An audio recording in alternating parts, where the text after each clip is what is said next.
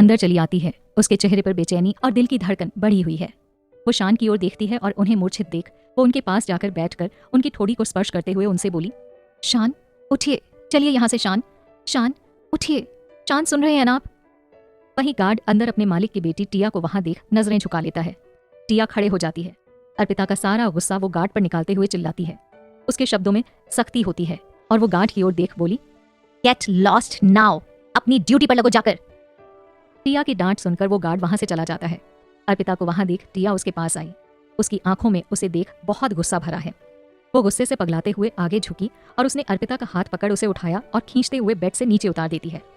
टिया की इस हरकत से अर्पिता पहले से ही परेशान है। उस पर टिया का उसे शान से दूर खींचना उसे थोड़ा सा गुस्सा दिला देता है और वो पीछे आकर अपना हाथ टिया के पीछे लाती है और अपना हाथ छुड़ा लेती है और उसकी कलाई को उसकी पीठ से सटा मरोड़ते हुए कहती है, ये जो आप अभी करने जा रही थी ना, वो गलत था टिया कुमार। इसके लिए हम आपको छोड़ेंगे नहीं। पहले हम हमारी शान को होश में ले आए, फिर आपसे निपटते हैं। आपकी बदतमीजी का तो हम बहुत ही बढ़िया तरीके से जवाब देंगे। बस अभी के लिए चले जाओ यहाँ से। अर्पिता ने कहा और टिया का हाथ छोड़ दिया, जिससे बौखलाई टिया अर्पिता को जोर से धक्का देती है। अर्पिता संभल नहीं पाती और टेबल के पास जाकर गिरती है। अर्पिता का सर टेबल से टकरा जाता है। उसके चोट लग जाती है। टिया खड़े हो गुस्से से चिल्लाती हुई बोली, कौन शान? यहाँ किसे शान कहकर बुला रही हो? ये मिस्टर अजय हैं। ये तुम्हारी कोई शानवान नहीं है, समझी तुम? ये कौन है कौन नहीं, ये आप हमें ना बताएं। कहते हुए अर्पिता शान के पास वापस बैठी और उसे आवाज देने लगती है। वहीं अपना ये दांव सफल न होते देख टिया अर्पिता और शान को घूरते हुए मन ही मन सोचते हुए बोली, अब तुम मेरे नहीं हुए मिस्टर अजय, तो फिर अब मेरा अगला और अंतिम दाव तुम्हें किसी का नहीं रहने देगा। क्या कहूँ अब, मैं टिया कुमार। मेरा फलसफा यही है, जो मेरा नहीं है वो किसी और का भी नहीं। मैं तुम्हें कोई शारीरिक कष्ट दिए बिना मानसिक आघात पहुंचाऊंगी मिस्टर अजय उर्फ शान, जो भी है आप। जब तक आप होश में आएंगे तब तक तो मेरा काम हो चुका होगा। ऐसा सोचकर तमतमाते हुए वो वहां से चली जाती है। वहीं अर्पिता शान के ना उठने पर आसपास पानी देखती है, लेकिन वहां पानी नहीं है। इस बात का एहसास होने पर उसे अपने कैरी बैग में रखी पानी की बोतल का ध्यान आता है। वो हड़बड़ाते हुए अपना बैग खंगालती है और उसमें रखी पानी की बोतल निकालकर शान के फेस पर पानी के छींटे डालती है, पर शान फिर भी नहीं उठते हैं। ये देख वो थोड़ा थोड़ा कर बोतल का पूरा पानी उसके चेहरे पर उड़ेल देती है। तब कहीं जाकर शान धीरे धीरे अपनी आंखें खोलते हैं। अभी भी वो पूरी तरह से होश में नहीं आ पाए हैं। वो अपनी आंखें खोलते हैं, लेकिन अभी भी दवा के प्रभाव से बंद हो जाती हैं। अर्पिता शान की आंखें खुलती मूंदती देख वो शान का नाम पुकारते हुए कहती है, शान आंखें खोलिए ना, प्लीज शान आंखें खोलिए, देखिए ना आपकी अर्पिता आई है। शान उठिए ना, आंखें खोलिए। अर्पिता की आंखें और गला दोनों भर आता है। शान। अर्पिता ने शान का हाथ थामा और उसके सीने पर अपना सर रख देती है और रोते हुए बोली, शान उठिए, और कितना सोएंगे आप? शान उठिए तो सही। अर्पिता की आवाज सुन शान आंखें खोलने की कोशिश करते हुए धीरे से बोले, अप्पू तुम? और अपने हाथों में अर्पिता का हाथ महसूस होने पर उंगलियां कस लेते हैं। धीरे धीरे जबरन अपनी आंखें खोलते हैं। अर्पिता धीरे धीरे अटकते हुए बोली, हाँ शान हम आ गए, लेकिन आप उठिए तो सही। शान सुनिए तो, कितना और सोएंगे? अर्पिता ने हल्का सा आवाज में शिकायत करते हुए कहा, उठ गया मेरी पगली। कहते हुए शान ने दूसरा हाथ अर्पिता की पीठ पर रख उसे अपने आप में ले लिया। शान आप ठीक हैं?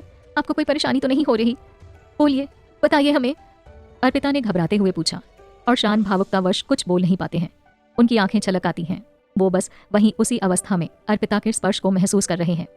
दूसरी ओर टिया गुस्से में पगलाई हुई अपने इरादों में नाकामयाब होने पर पैर पटकती हुई अपनी ही पार्टी में पहुंचती है। वो हांफने का अभिनय करने लगती है और बालों को पहले ही हल्के से बिखेर चुकी है। वो अंदर पार्टी में जाकर अपने डैड के गले लगते हुए बोली, डैड वो मिस्टर अजय, शान व्हाटएवर जो भी है, वो मुझे नुकसान पहुंचाना चाहते हैं। Dad please save me. Dad कहते हुए वो एक छोटी बच्ची के जैसे चिपक जाती है। टिया को यूं इस तरह घबराया देख अभिनव और बाकी सब भी पार्टी एंजॉय करना छोड़ देते हैं और टिया को देखने लगते हैं। टिया बेटा क्या हुआ, इतना हाफ क्यों रही हो? और अजय, क्या किया है अजय ने? टिया बोलो, अजय कहाँ है? वो तुम्हें नुकसान क्यों पहुंचाएगा? टिया क्या बोल रही हो, मुझे कुछ समझ नहीं आ रहा। कहते हुए अभिनव ने असमंजस से टिया की ओर देखा। डैड अजय के बारे में मुझे कुछ ऐसा पता चला है जो सबको शॉक कर देगा। वो अजय का कुक, उसने मुझे कुछ ऐसा बताया है जिस कारण अजय मुझे नुकसान पहुंचाना चाहता है। टिया डरने और कांपने का अभिनय करते हुए बोली। वहीं शान सुनो ना, कुछ तो कहो।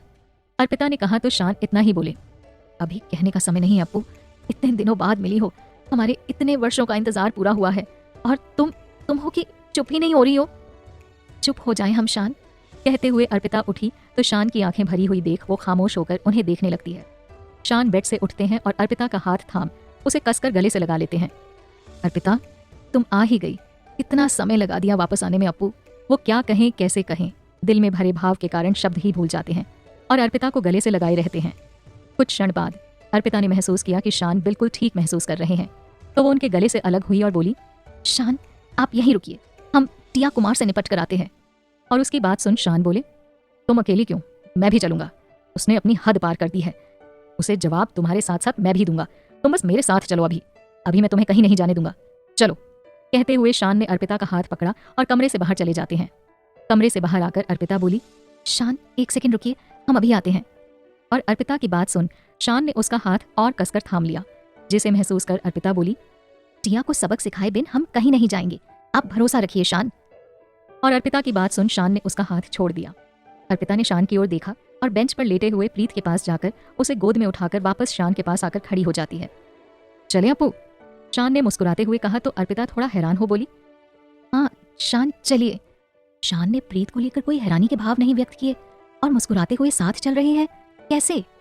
चलते हुए शान ने अर्पिता के चेहरे की ओर देखा और उसके चेहरे कई भाव बन बिगड़ रहे हैं। ये देख शान बोले, इतना मत सोचो अप्पू, तुमसे बात तो मैं हमारे घर पर करूंगा, यहाँ पब्लिक प्लेस पर नहीं।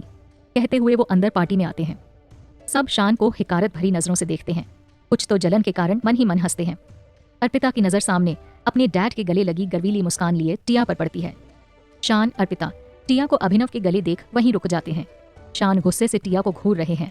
ये देख टिया मुस्कान छोड़ घबराते हुए बोली, डैड देखिए अजय कैसे मुझे गुस्से से घूर रहे हैं। टिया स्पष्ट बोलो, हुआ क्या है? अभिनव ने घबराते हुए जोर देकर टिया से पूछा तो टिया बोली, डैड अजय ने एक शादीशुदा और एक बच्ची की माँ से शादी उनके बीच प्रेम की वजह से नहीं की है, बल्कि उसकी वजह तो कुछ और ही है। और टिया की बात सुन अर्पिता ने शान की ओर देखा। शान ने कुछ न कहे बस मजबूती से अर्पिता का हाथ थाम लिया। क्या वजह है टिया, क्या बोल रही हो, कुछ समझ में नहीं आ रहा है, अजय ने कहा। और टिया अपने डैड के गले से अलग हुई और उनके कंधे के पीछे खड़े होते हुए वो शान की ओर देखकर मंद मंद मुस्काई और आवाज में डर और घबराहट का मिश्रण घोलते हुए बोली, डैड अजय ने चित्रा से शादी तो कर ली, लेकिन शादी के बाद भी ये दोनों अलग अलग कमरे में रहते हैं। हम सबके लिए पति पत्नी है, लेकिन हकीकत में चित्रा इनके कमरे के अंदर गई तक नहीं है।